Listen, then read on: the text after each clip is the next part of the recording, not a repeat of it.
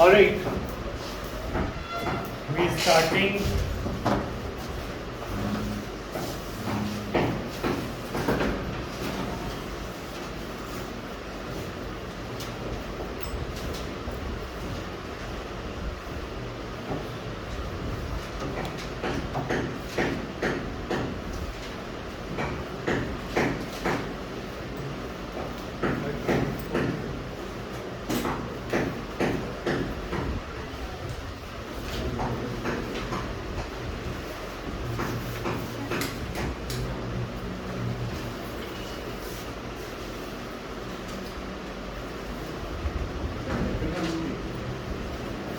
solutions, the last topic, last two topics that we have to complete.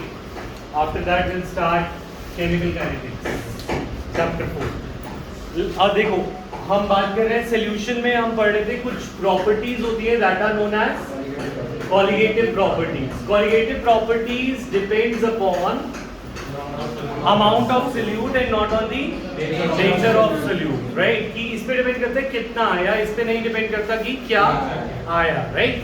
तो अगर हम बात कर रहे हैं, पूरी लाइट बंद कर दो, ये वाली बंद कर दो. चल चल नहीं चलाओ ऊपर से सेकंड उस साइड से, उस साइड से. Alright.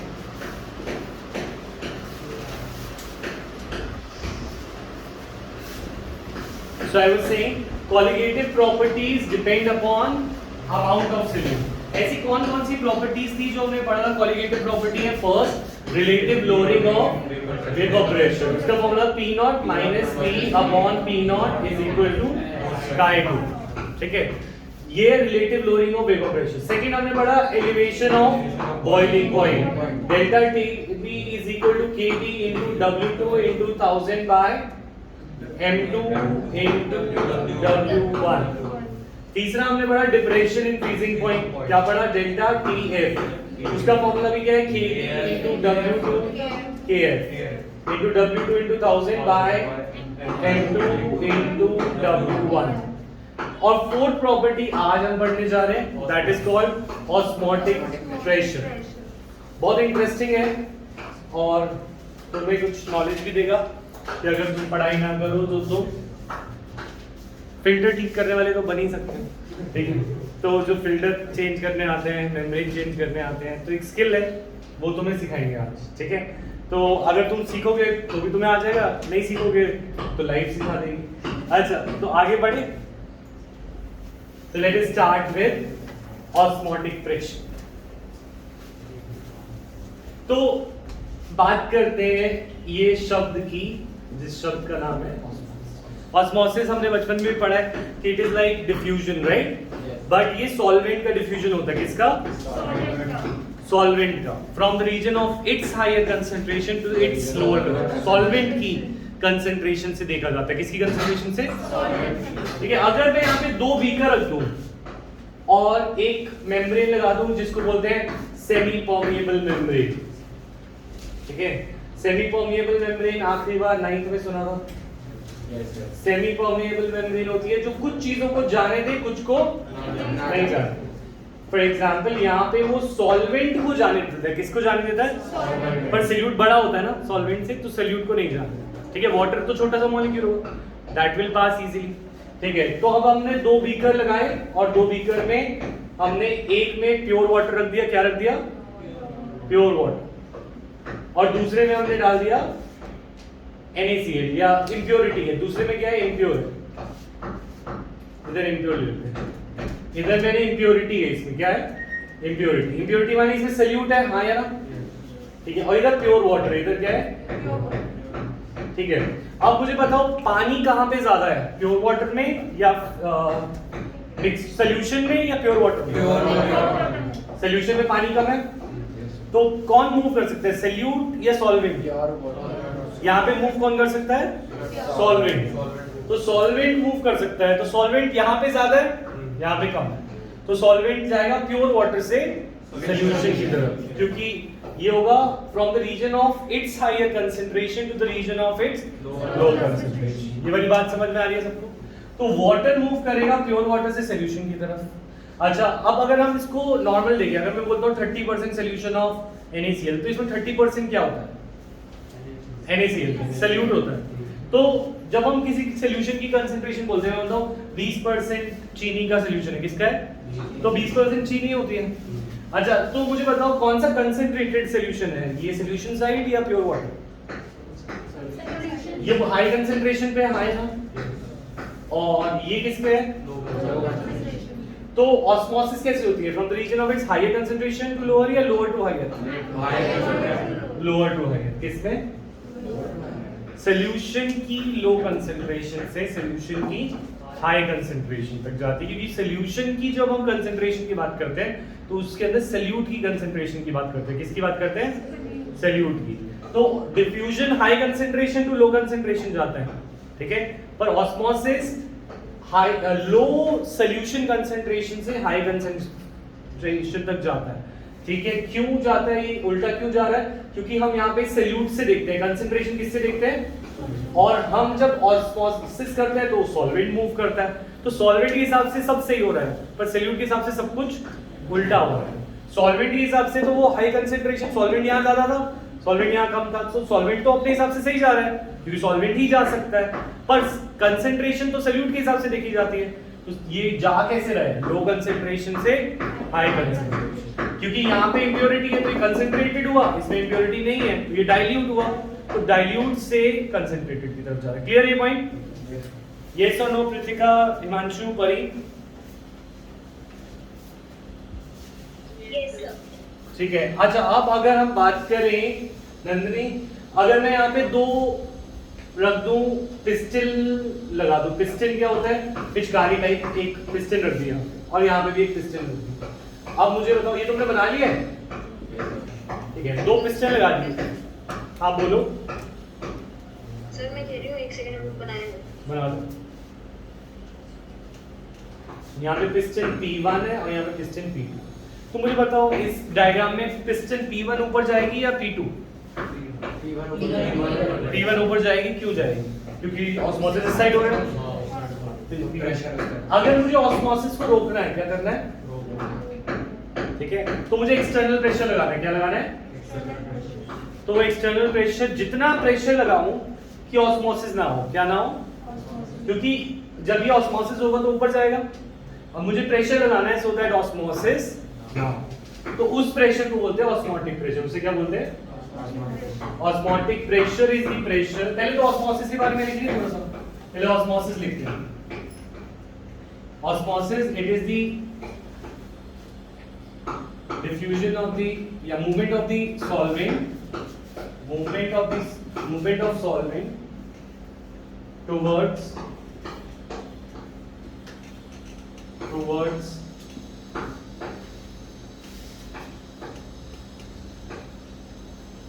higher concentration of solute।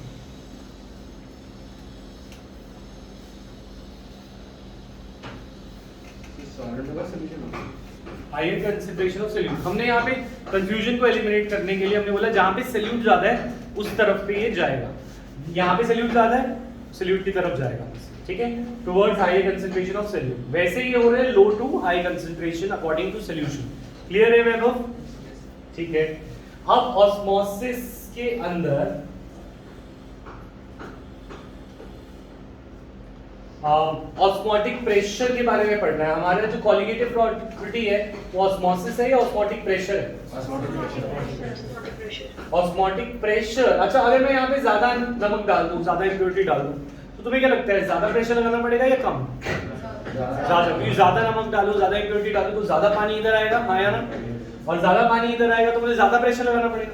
तो ये किस पे डिपेंड करेगा कि कितना सॉल्यूट डाला गया है, इस पे तो नहीं डिपेंड करेगा कि क्या डाला गया है। अगर मैं 1 मोल ग्लूकोज डाल दूं, 1 मोल कुछ भी डाल दूं तो वो उतना ही इधर जाएगा। समझ में आ रही है बात? तो osmotic pressure is the pressure required to just stop the flow of solvent, या just stop the flow of solve, यानी कि to just stop osmosis. Osmosis को रोकने के लिए जो प्रेशर लगाना पड़े दैट इज ऑस्मोटिक प्रेशर। यहाँ पे समझ आ रहा है बच्ची का यहाँ तक?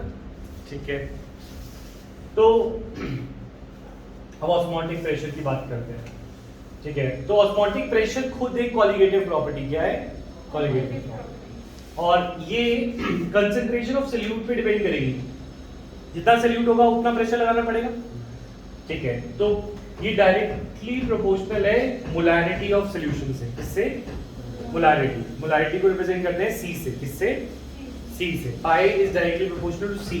इसको इक्वल करने के लिए कांस्टेंट लगाना पड़ता है, और वो कांस्टेंट है universal gas constant and temperature. Pi is equal to C R T, ये हमारा फॉर्मूला है। आर की क्या क्या वैल्यूज होती है ये बताया हूं। अच्छा, सेमी परमेबल मेम्ब्रेन के एग्जांपल बताएं तो क्या क्या है? Parchment paper, cellophane, animal bladder,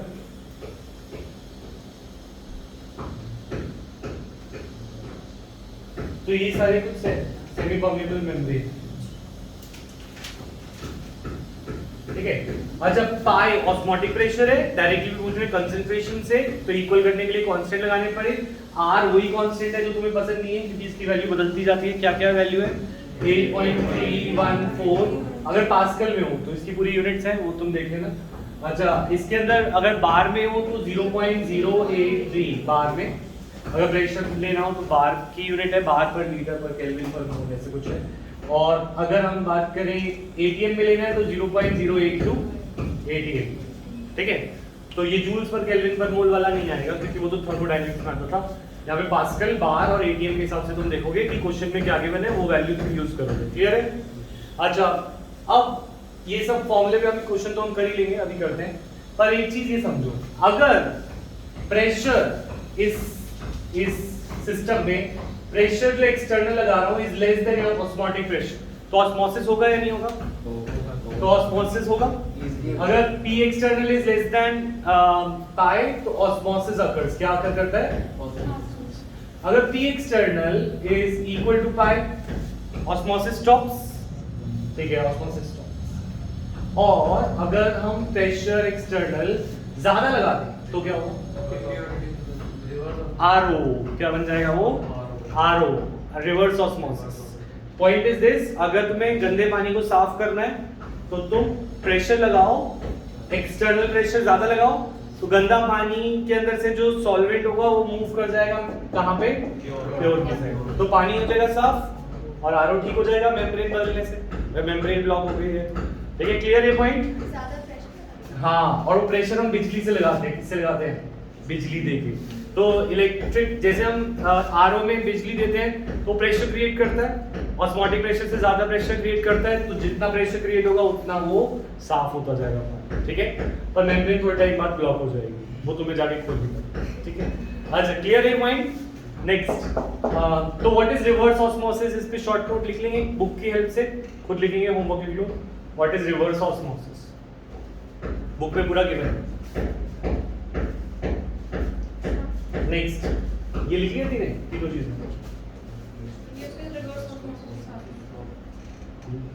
इसी डायग्राम के साथ बनाओ। Sir P external is equals to pi में क्या लिखा है? Osmosis stops. Okay sir. हाँ लिया। ठीक है, एक क्वेश्चन करा लो जब तक। लिखो।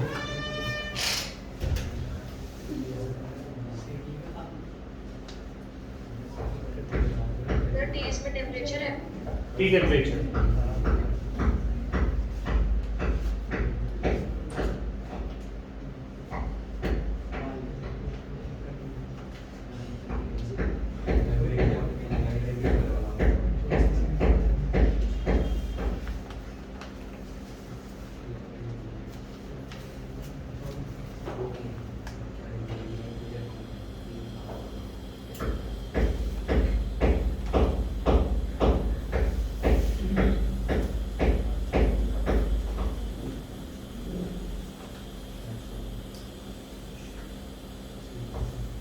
देखिए question,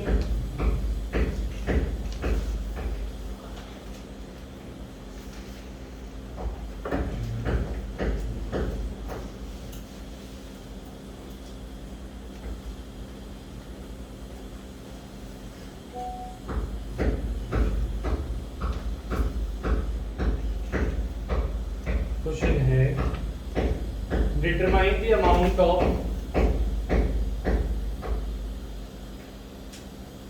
glucose dissolved in 2.5 liter of water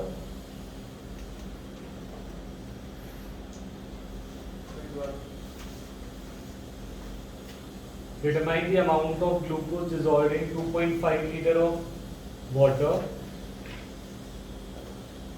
such that it exerts an osmotic pressure of 0.75 atm such that it exerts a pressure of 0.75 atm at 27 degrees Celsius. Exerts a pressure of 0.75 atm at 27 degrees Celsius.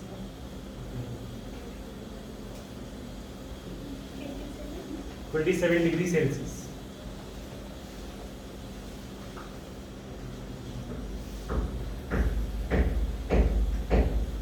मिटा दूं?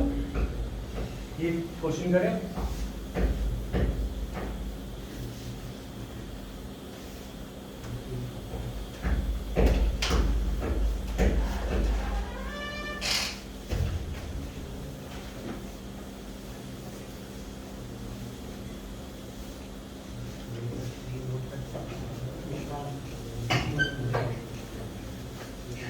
करें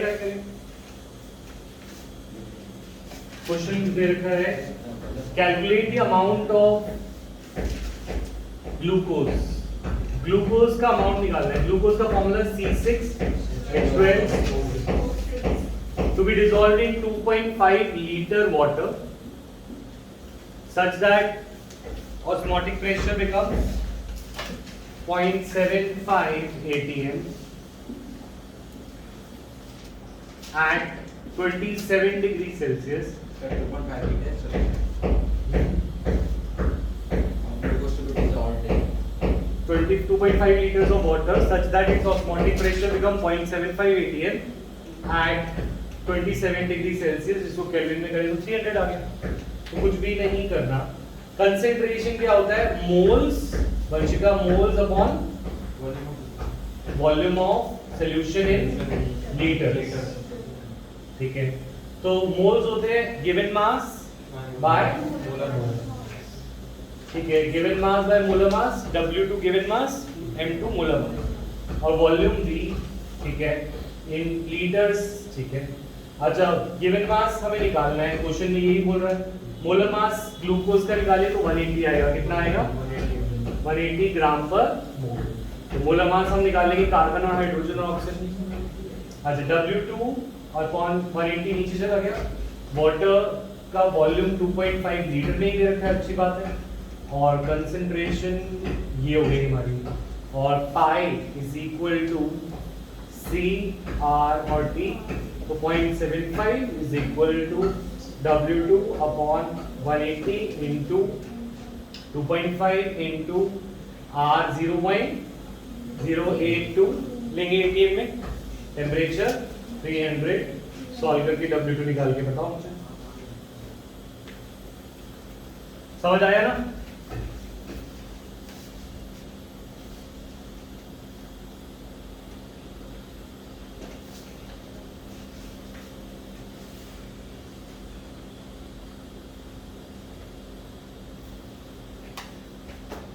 थोड़ी रोशनी थोड़े रोशनी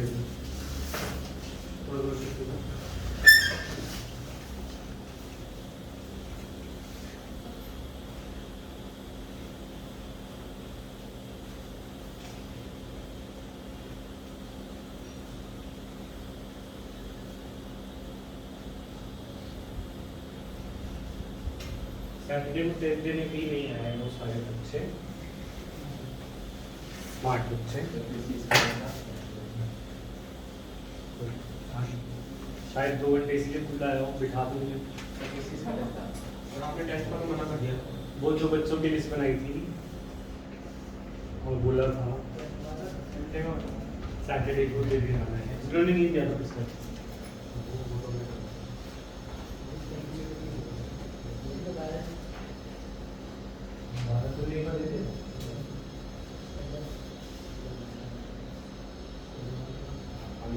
काम करेंगे solve हो जाएगा। मैं बैठ खड़ा हूँ यहाँ पे देख रहा हूँ।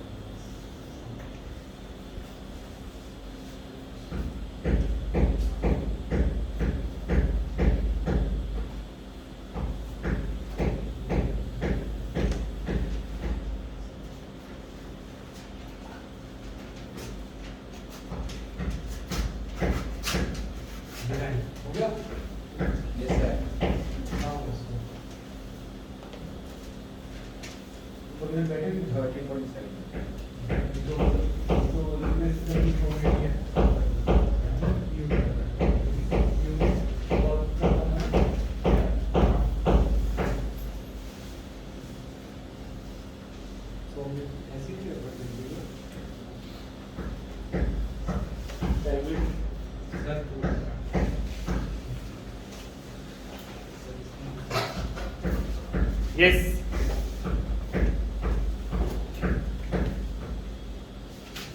तो ऑस्मोटिक प्रेशर की क्वेश्चन कर लेंगे। अब जरा हम देखते हैं determining molar mass and abnormal molar mass.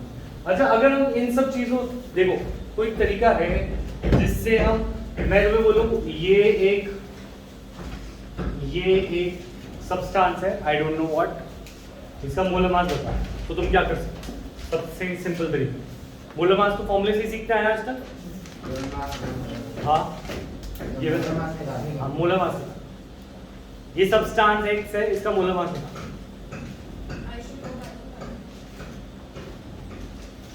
ऐसे कोई दिमाग में तरीका नहीं आता है ना। तुम पानी में डालो, पानी का बॉइलिंग पॉइंट कितना है? 100। तुमने पानी में डाला, सोल्यूशन बनाया, पानी का बॉइलिंग पॉइंट बढ़ जाएगा 100.12। तुम्हें क्या मिला? एलिमिनेशन ऑफ बॉइलिंग पॉइंट कितना आया? 0.12। ठीक है, जो भी चीज डाली पानी में उसकी वजह से एलिवेशन होगा ना, और एलिवेशन किस पे डिपेंड करता है? Delta TB is equal to K B constant, पानी का 0.52 कांस्टेंट ही रहता है। अमाउंट ऑफ सोल्यूट तो तुमने खुद ही वेट करके डाला होगा, W2 1000 तो 1000 ही रहता है, अपॉन मोलर मास तुम्हें निकालना है इनटू W1 तुम्हें पता होगा कितना सॉल्वेंट तुमने लिया, तो मोलर मास निकल गया। अननोन चीज का भी समझ में आई बात। तो ये क्वालिटेटिव प्रॉपर्टी बहुत ज्यादा इंपॉर्टेंट है क्योंकि हमें मोलर मास निकालने में भी बहुत हेल्प करती है। तो चाहे वो एलिवेशन ऑफ बॉइलिंग पॉइंट हो, फ्रीजिंग पॉइंट हो, ऑस्मोटिक प्रेशर हो, relative loading of vapour pressure हो, सबसे मोलर मास ऑफ सोल्यूट निकाला जा सकता है, निकाल लेंगे। ठीक है, अब क्वेश्चन एक आता है कंसेप्चुअल कि इनमें से सबसे बढ़िया क्या है। तुम्हारे पास ये सारे मेथड है ना, पाई वी एन और P naught minus T upon, इन सबसे मोलर मास निकाल सकते हैं। ठीक है, तो अब क्वेश्चन आता है which is the best method to determine the molar mass. Question लिखो, which is the best method for determining molar mass and why.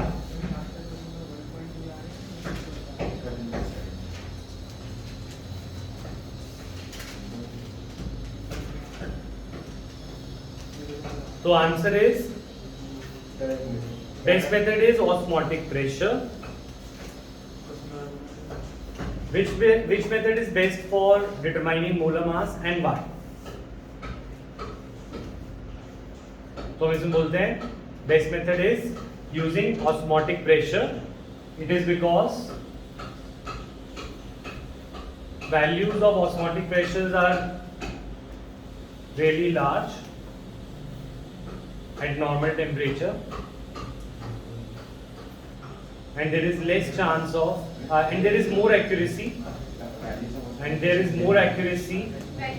values of osmotic pressures are very large at normal temperature, which helps in getting a more accurate answer.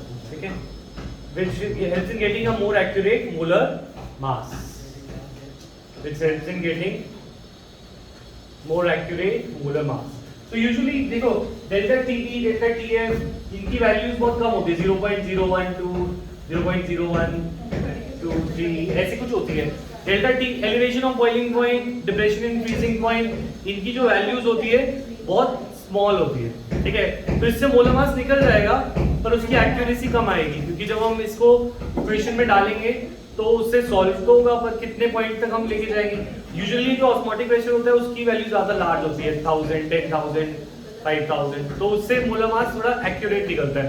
निकलने के लिए तो सारे ही method सही है, समझ में आई बात। ठीक है, तो नेक्स्ट अब आ रहा है last, abnormal molar mass. Topic is, ये सबसे डिफिकल्ट टॉपिक है इस चैप्टर का, एबनॉर्मल मोलर मास।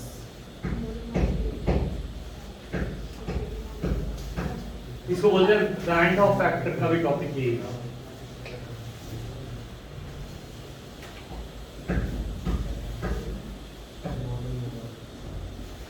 ठीक है, अच्छा अगर हम कुछ चीजों का मोलर मास निकालने लगे तो मोलर मास एबनॉर्मल आता है। जैसे सपोज NaCl, मैंने क्या लिया, मैंने लिया NaC और NaCl पानी में डाला। ठीक है, तो इसका जो मोलर मास आएगा वो थोड़ा सा अजीब आता है। अब वो क्यों आता है वो देखना है। तो तुम्हें पता है NaCl को मैंने सपोज 1 मोल डाला, कितना डाला, तो इसकी क्वालिटेटिव प्रॉपर्टी किसके अकॉर्डिंग होनी चाहिए, मेरे अकॉर्डिंग 1 मोल के अकॉर्डिंग, क्योंकि it only depends upon amount moles, it does not depend upon nature कि क्या है ना। तो पर तुम ये सोचो NaCl जब पानी में जाता है क्या वो डिसोसिएट नहीं होता, Na क्या बन जाता है Na+ और Cl क्या बन जाता है Cl-। तो तुमने 1 मोल NaCl डाला तो कितने मोल हो गया, 2 मोल, 1 मोल Na+ हो गया और 1 मोल, और इससे फर्क नहीं पड़ता कि वो NaCl है, Na+ है या Cl- है, इस पे डिपेंड करता है कि वो कितना है। तो बाहर तो 1 था, अंदर जाके तो अब क्वालिटेटिव प्रॉपर्टीज की जितनी भी आएगी वो डबल आएगी जितनी उसकी आनी चाहिए थी। समझ में आ रही है बात। तो इस केसेस में एक और केस देखो, अगर हम डालते हैं बेंजोइक एसिड, क्या C6H5COH, C6H5COH होता है वो डाइमराइज कर जाता है, क्या कर जाता है डाइमराइज, माने ये 2 मिलकर 1 बन जाते हैं, क्या बन जाते हैं 1, C6H5COH।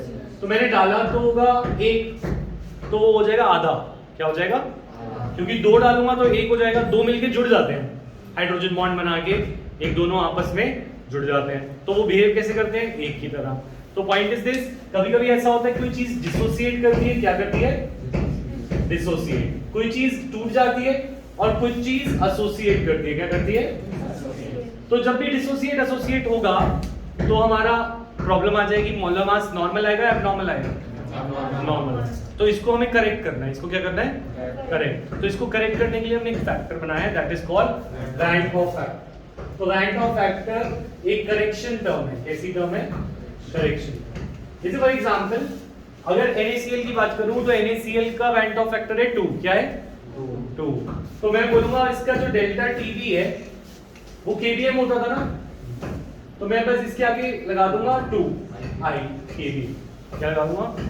मैंने कैसे करेक्शन करी, मैंने बोला जो भी मेरी ऑब्जर्व वैल्यू आ रही होगी वो डबल आ रही होगी कैलकुलेटेड की, क्या आ रही होगी, ये ऑब्जर्व है, ये क्या है, ऑब्जर्व। और कैलकुलेट कैसे करते थे डेल्टा टीबी को, केबीएम होता था ना, मोलैलिटी को ही बोलते थे W2 into 1000 अपॉन, ये जो पूरा खोलते थे W2 into 1000 upon W1 into M2 वो वाला था, वो सब मोलैलिटी होता था। वो क्या होता था, उसको शॉर्ट करके मैं M भी लिख सकता हूँ, क्या लिख सकता हूँ, तो मतलब ऐसे तुम्हें खोला तो खोल सकते हो W2 into 1000 upon M2 into W। तो चेंज क्या किया मैंने, बस वैंट ऑफ फैक्टर को घुसा दिया वहाँ। अच्छा ऐसे ही डेल्टा TF का क्या हो जाएगा, हाँ IKM। ऐसे ही रिलेटिव लिविंग प्रेशर क्या हो जाएगा, P0 minus P upon P0 will be I kind, ठीक है। और ऑस्मोटिक प्रेशर ICRT, ठीक है, समझ आ रहा है। सब में बस हमने ये क्या I क्यों डाल दिया, क्योंकि या तो चीज डबल हो जाएगी या चीज आधी हो जाएगी, या हो सकता है कुछ परसेंट हो रहा हो, जरूरी नहीं हमेशा डबल और आधी हो। इक्विलिब्रियम में जब कोई चीज आती है तो उसका डिसोसिएशन कंप्लीटली नहीं होता, हो सकता है आधा परसेंट हो सकता है 0.5 हो, 0.05 हो, वो सब चीजें पता चलती है इक्विलिब्रियम की डिग्री ऑफ डिसोसिएशन से। किससे पता चलती है, कुछ चीजें तो पूरी टूटती है और पूरी बनती हैं, अब कुछ चीजें पूरी भी नहीं टूटती और कुछ चीजें पूरी बनती भी नहीं है, तो वो कितना बनती है कितना टूटती है वो सब इक्विलिब्रियम में घुस जाएगा। और फिर अब हम इक्विलिब्रियम से ये लाएंगे कि डिग्री ऑफ डिसोसिएशन क्या है। तो वो सब चीजें यहाँ तक तो समझ आ गई थी बात, इसके आगे वाली बात धीरे धीरे बताता हूँ। यहाँ तक समझ आ गया तो नोट कर लो। हाँ सर आधा ऐसे हो गया, तुमने दो चीज डाली वो जुड़ के एक हो गई। मतलब तुम सोचो कि तुम डाल रहे थे, तूने डाला एक बॉडी एक पेन कैप पानी में और वो खुद जुड़ जाती है, जैसे ये बेंजोइक एसिड है वो खुद जुड़ जाती है। तो वो दो चीजें डाली थी, अब कितनी हो गई, एक हो गई। तो एक चीज कितनी हो जाएगी, आधी, ठीक है। हाँ बोलो। सर इस केस में जरूरी है कि जो सॉल्वेंट है वो वाटर होना चाहिए? नहीं, सॉल्वेंट कुछ भी हो सकता है। तो सर ऐसा जरूरी थोड़ी है कि NaCl हर चीज में जाके टूटेगा ही? नहीं, NaCl नहीं टूटेगा, पर कुछ चीजें किसी और सॉल्वेंट में जाके डायनालाइज कर जाती होंगी। यहाँ पे मैंने एग्जांपल उसका लिया, किसी और सॉल्वेंट में हो सकता है, टूटती नहीं है। डिसोसिएट तो वाटर में होती है, ये बात मैं मान रहा हूँ, पर एसोसिएट तो दूसरे सॉल्वेंट में भी हो सकती है। तो सर लेकिन उसका वो कांस्टेंट जो है वो अंदर ही सेम रहेगा? रैंक ऑफ फैक्टर नहीं, हर एक सॉल्वेंट में अलग होगा, सॉल्यूट पे डिपेंड नहीं करता, वो निकालना पड़ता है। सर आई हर सॉल्वेंट का अलग है? हाँ अलग होता है। क्या आई कुछ भी हो सकता है, अभी आई या तो डबल भी हो सकता है, हाफ भी हो सकता है, 1/3 भी हो सकता है, 5 टाइम्स भी हो सकता है, कुछ भी हो सकता है। आई को निकालना पड़ेगा। अभी जब तक हमें पता नहीं कि आई किस, हर एक चीज का आई क्या होगा, अलग होगा। ठीक है, समझ में आ रही है बात? ठीक है, तो अब आई के फॉर्मूले देखते हैं। अच्छा ये क्या था, ये पहले ये डेल्टा टीबी का पहले फॉर्मूला क्या था, ये केबीएम। अब क्या हो गया ये, ठीक है। तो हमने करेक्शन करके हमने ये वैल्यू बताई कि हम जो ऑब्जर्व कर रहे हैं वो क्या होगा, क्या होगा, I into KVM। Observe property कितनी है, डेल्टा टीबी, और कैलकुलेटिव कितनी है, KVM। कैलकुलेशन से क्या आता था, KVM, और ऑब्जर्व करने से क्या आता था, डेल्टा टीबी। तो अगर मैं I का फॉर्मूला लिखना चाहूँ, I कैसे कैलकुलेट करते हैं, I के फॉर्मूले लिख रहे हैं, तो एक फॉर्मूला तो ये है, it is equal to observe colligative property divided by observed colligative property divided by calculated colligative property। अब वो तुम्हें बता दें कि मेरे को मोलर मास आ रहा था 50 और कैलकुलेशन से आता 25, तो तुम बोलोगे 50 डिवाइड बाय 25, उसका वैल्यू ऑफ फैक्टर कितना है, 2। समझ में आई बात? तो एक तरीका ये है आई निकालने का, ठीक है। दूसरा तरीका क्या है, हम बोल सकते हैं आई के लिए normal molar mass divided by qualitative property बोली थी molar mass upon abnormal molar mass.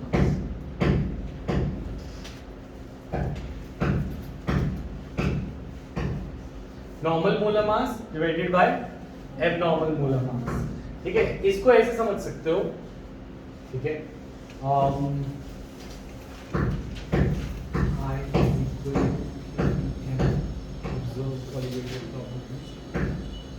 मतलब अगर तुम्हें मोलर मास पता हो कि एबनॉर्मल कितना आ रहा है और तुम्हें पता हो नॉर्मल होता क्या है, तो भी हम उसके रेशियो से बता सकते हैं कि वो कितना डिसोसिएट और कितना एसोसिएट हो रहा है। तो इसके अंदर normal molar mass upon abnormal molar mass लेना है। तो इसके अंदर तुम्हें ऑब्जर्व बाय कैलकुलेटेड से इसको ये कैसे है ये भी बताऊंगा, तो थोड़ा सा टाइम दो मुझे, ठीक है। अच्छा, थर्ड आई की वैल्यू है total number of moles, total moles after dissociation association divided by total moles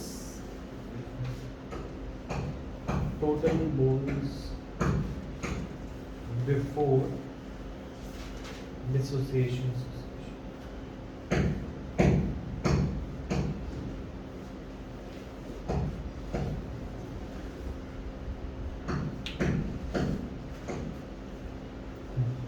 अच्छा, मतलब क्या है, डिसोसिएशन के बाद जैसे नमक था, डिसोसिएशन के बाद उसके मोल्स कितने हो जाते हैं, एक Na+ और एक, तो एक के कितने हो जाते हैं, दो, कितने हो जाते हैं, दो।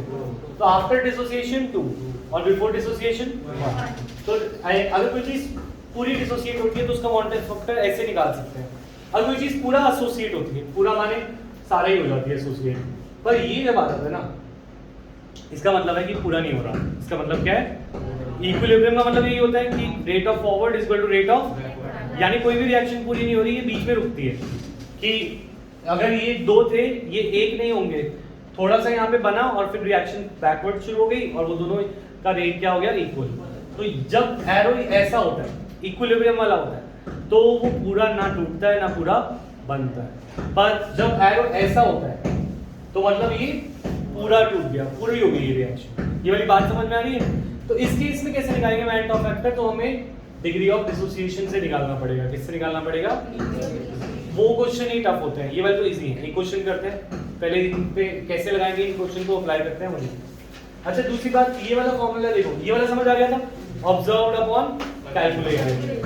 अच्छा, ऑब्जर्व्ड क्वालिटेटिव प्रॉपर्टी से हमें एबनॉर्मल मोलर मास आएगा, क्या आएगा, एबनॉर्मल मोलर मास आएगा। तो अगर हम बात करें, एक डेल्टा टीबी का फॉर्मूला होता है, ठीक है, ये ऑब्जर्व वाला है, तो इसका जो मोलर मास होता है सैल्यूट का, वो उससे इनवर्सली प्रोपोर्शनल होता है। क्या होता है? क्योंकि W2 × 1000 नीचे मोलर मास नीचे आता है, तो ऑब्जर्व्ड से हमारा एबनॉर्मल मोलर मास आएगा और कैलकुलेटेड से हमारा आना चाहिए नॉर्मल मोलर मास। तो इसीलिए इसका उल्टा है, इस तरीके से आए। बट तुम्हें ये सब डेरिवेशन या दिमाग में नहीं घुसाना, तुम्हें ये याद रखना है कि इसके क्या फॉर्मूलाज हैं, 3 आई के। एक तो सिंपल कितने मोल्स बाद में थे अपॉन कितने मोल्स पहले हैं, दूसरा ऑब्जर्व्ड अपॉन कैलकुलेटेड, और normal molar mass upon abnormal. किसी भी एक तरीके से आई निकाल लो तो तुम्हारा सारी करेक्शन पूरी हो जाएगी। कल क्लियर है ये पॉइंट? अब वो देखते हैं कि कौन से तरीके से निकलेगा। तो एक क्वेश्चन करते हैं, क्वेश्चन लिखे। हाँ बोले। सर, ये जो 3 फॉर्मूलाज आपने दिए हैं, ये इक्विलिब्रियम वाले में लगेंगे या फिर जो प्रॉपर हो जाता है उसके लिए? अब इक्विलिब्रियम में कैसे लगेंगे वो बता रहा हूँ मैं, ठीक है। नॉर्मल दोनों में लगते हैं ये फॉर्मूलाज, यानी कि जब इक्विलिब्रियम है भी और जब इक्विलिब्रियम नहीं है। पहले दिखाता हूँ जिसमें इक्विलिब्रियम नहीं है, ठीक है, पहले वो क्वेश्चन करते हैं। लिखें question.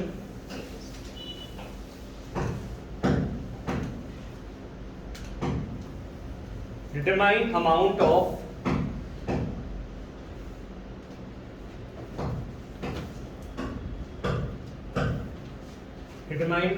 Of BaCl2 dissolved in 5 liters of water such that its osmotic pressure becomes 1 atm 1 bar.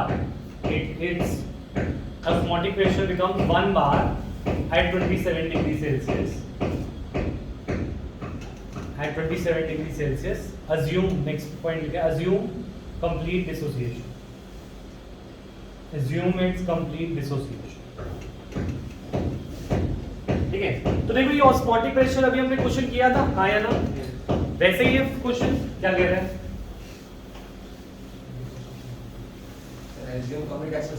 Complete dissociation. ठीक है, वो क्वेश्चन कह रहे हैं हमारा ऑस्मोटिक प्रेशर होना चाहिए कितना?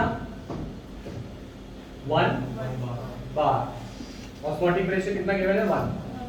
अच्छा, आर इसके लिए यूज करोगे 0, एक बार में है तो 0.08. ठीक है, टेम्परेचर 27 डिग्रीज को क्या कर दिया तुमने? 300 केल्विन के अराउंड. ठीक है, अच्छा pi is equal to CRT लगा सकते थे, उससे हम W2 निकाल सकते हैं, पर प्रॉब्लम ये है कि वो कह रहा है ये डिसोसिएट होता है. क्या होता है? तो पहले हम ये भी ध्यान रखेंगे, जब भी डिसोसिएशन एसोसिएशन होता है तो हमारे को फॉर्मूले में I डालना है. क्या डालना है? और वो कह रहे हैं ये पूरा टूट रहा है, तो पूरा कैसे टूटेगा? ये इसकी वैलेंसी होगी Ba2+ क्या होगी?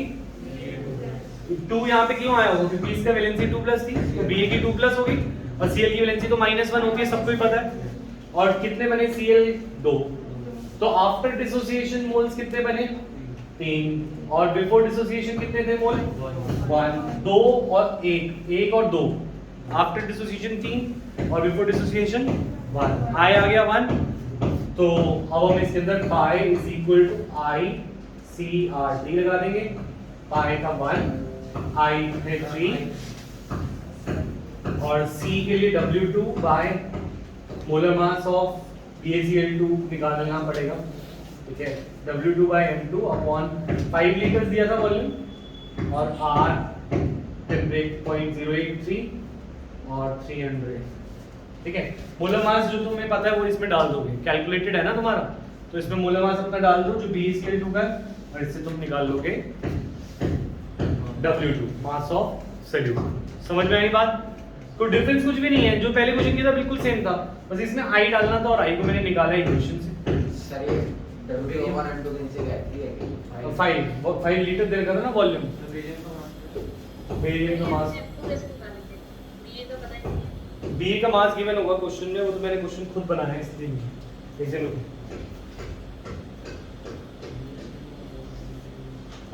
मास ऑफ BA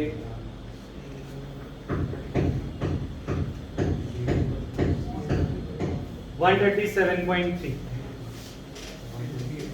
ठीक है, कर लेंगे ऐसा सॉल्व. एक इसके अंदर कॉपी में लिख लो, सिमिलर क्वेश्चन है बुक का, वो होमवर्क करना है तुम्हें. 2.41 लिख लो, सिमिलर क्वेश्चन 2.41. इसी कंसेप्ट पे ये बुक का सॉल्व करना है. अब एक चीज रहती है, वो चीज से तुम डर जाओगे, वही वैन डॉ फैक्टर इक्विलिब्रियम का. मैं चाहता हूं 90% चैप्टर हो चुका है. 90% में तुमने colligative properties, simple formulas apply कर दिए. तुम ये लर्न कर लो, वेडनेसडे को टेस्ट दे दो. ठीक है, इस सॉल्यूशन का जब तुम्हारा ये टॉपिक सारा कंप्लीट हो जाता है तब मैं वो वैन डॉ के क्वेश्चन करा. ठीक है, क्योंकि अभी कराऊंगा तो वो ना तुम्हें अभी इतनी क्लैरिटी क्वेश्चन कैसे किए जाते हैं, और फिर मैं इक्विलिब्रियम घुसा दूंगा इसमें तो बिल्कुल ही क्लैरिटी नहीं रहेगी. तो यहाँ तक का टॉपिक कर सकते हैं वेडनेसडे के टेस्ट के लिए. पूरा सॉल्यूशन करना है, सिवाय 2-3 क्वेश्चन है जो मैं बता देता हूँ नहीं करने, जो वैन डॉ के हैं. ठीक है, जो आपने हमें मार्क कराए थे.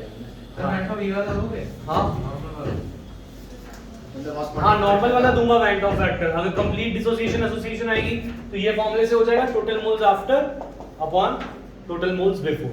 ठीक है, इसी फॉर्मूले से काम हो जाएगा, या फिर इससे भी. क्वेश्चन जो नहीं करने वो है एग्जाम्पल 2.12, 2.13. ये अभी नहीं होंगे. 2.13 और 2.12, 2.13, 2.12 नहीं करना, बाकी सबको हो जाए. एक बार आपने जो हमें हाँ, और एक ये नहीं करना. क्वेश्चन नंबर 2.33, 2.32 और 2.31, 31, टू 33। आपने 26 से बाकी सब तुम पेपर के लिए पढ़ के आओगे अपने टेस्ट आपने 26 से 33 तक हमें करते रहा थे। अब वो करने हैं जो बता रही है बस वो नहीं करनी। हाँ बोलो कृतिका क्या कहते हैं। सर मेरे बुक में ना एग्जांपल के नंबर फिर पेज नंबर बता दो। पेज नंबर है 60 और 59 के जो दो एग्जाम्पल। ठीक है सर। अच्छा अब ये सॉल्यूशन हमारा कंप्लीट है। तुम सॉल्यूशंस का टेस्ट दोगे, सॉल्यूशंस की फिर डाउट क्लास और ये एक साथ ले लूंगा, ठीक है। तो जिसमें बैग एक्सरसाइज के तुम क्वेश्चन खुद सॉल्व कर लोगे अब सारे क्वेश्चन को छोड़ के, वेडनेसडे को टेस्ट दोगे, फिर नेक्स्ट सैटरडे या संडे या मंडे तक हम ये सॉल्यूशंस का बैंक ऑफ भी कवर कर देंगे। आज हम शुरू करते हैं केमिकल काइनेटिक्स, ठीक है। इसका कराओ। हाँ